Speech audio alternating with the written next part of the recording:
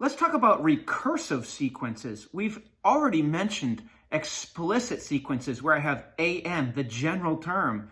Remember, the advantage of that is I can find a 1, a 10, a 10,000 jumping around the chessboard so easily. A recursive sequence is a little bit different. For a recursive sequence, you need at least the first term, A1, and then all of the other terms in the sequence are defined using the previous term or previous terms. When we're talking about recursive sequences, it reminds me of a little game we used to play before there were iPads, driving across country from Boston to California. We'd start out as we left my hometown, singing, "One bottle of milk on the wall, one bottle of milk. Go to the store, buy some more. 2 bottles of milk on the wall, 2 bottles of milk on the wall, 2 bottles of milk. Go to the store, buy one more. 3 bottles of milk on the wall." Do you see?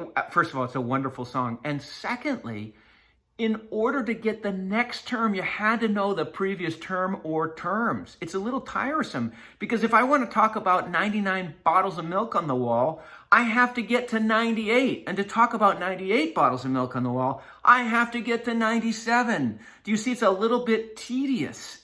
If I have the general term, the explicit formula, I can jump from 1 bottle of milk to 99 bottles of milk. So here's a good example of a recursive sequence. A sequence is defined recursively as follows: A1 equals 3, and then they give us the rule for the next term. AK is equal to 2A, K minus 1 plus 1. Now this is a subscript. Perhaps I haven't done it so eloquently. And they say K is greater than or equal to 2. So let's check it out. We have met the first requirement. They must, if you're given a recursive formula, you have to know where you start, A1. It must be given to you. So at least we have that. We're very happy about that. Notice we're not using N. Are you freaked out by that? I'm not. That just means the variable there. So A to the second, I need to have K greater than or equal to 2 is equal to 2A to that, put in a 2 for K, 2 minus 1 plus 1. Well, 2 minus 1 is 1. Sorry. So this is 2 times A1 plus 1. Oh, what was A1? It's good it was defined as 3. So our second term will be 6 plus 1 is 7. Let's go to our next term. A3, now my K is 3, is equal to double A 3 minus 1 plus 1. Well, what is A 3 minus 1? Well, that is 3 minus 1. We can simplify that to A2. Good thing I just found that A2 was 7. So I can make this substitution. 2 times 7 plus 1 is 15. The next term, A4, will be 2 times A. Now, the K is my 4. So if I put into this formula, that's 4 minus 1, all plus 1. Well, A, 4 minus 1, of course that simplifies to 3. Hey, good thing I just found A3 was 15. So I'm taking 2 times 15 is 30 plus 1 is 31. And I can keep on going like that. Notice, A1 is 3. Then we're going to double it and add 1, get 7. Now take that result, double it and add 1, get 15. We take that result, double it and add 1, we get 31. A5, easy. We're going to take double A4 and add 1. Well, what is A4? It's 31. 31 times 2 is 62 plus 1 is 63. And on you go like that. The Fibonacci sequence, made famous in my world anyways, a few years ago. When I say that, I'm talking about 2000, by a book called The Da Vinci Code, starring Tom Hanks in the action movie version.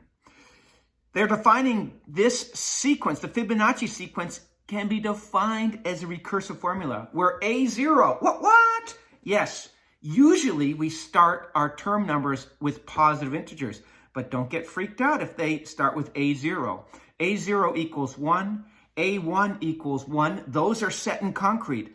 A2 is equal to, I'm sorry, let me change this to AK, not A2. AK, any term is equal to A, K minus 2 plus A, K minus 1, where K is greater than or equal to 2. So let's find that A2. This is going to be A, 2 minus 2 plus A, 2 minus 1. I'm just substituting for K. No, those are subscripts. They tell me the term number.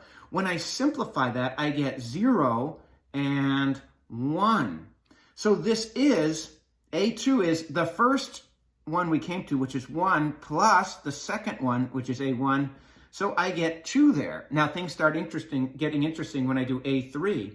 A3 will be A, now I'm substituting 3 for K, which is 3 minus 2 plus A, 3 minus 1, which of course 3 minus 2 is 1, and 3 minus 1 is 2. Well, good thing I just found out that A1 was 1, and I found out A2 was 2.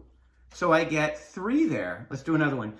A4 will be A, now I'm substituting for K.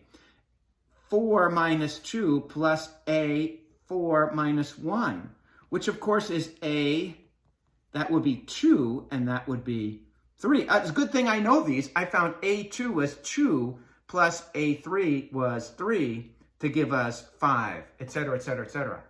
You can see that using a recursive formula is a little more tedious.